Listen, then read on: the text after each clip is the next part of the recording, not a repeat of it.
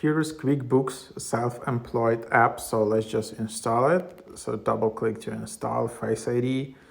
So yeah, this is just like a mileage and expense tracker for self-employed. So if you're like freelancer, contractor, independent contractor, you can easily organize your finances with QuickBooks Self-Employed and let us help you find your tax deductions. Put more money in your pocket with this convenient mile tracker, expense tracker, invoice generator, and tax deductions estimator.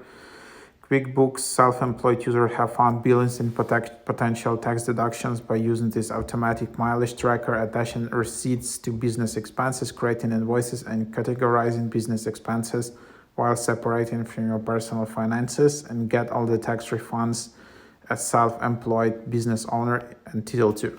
So yeah, let's just open it up and how to create an account. Let's see if you can actually create an account from the app.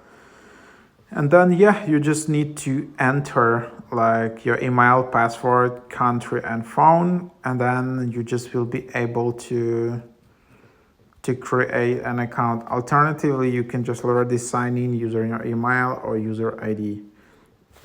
So that's an idea of it. Yeah.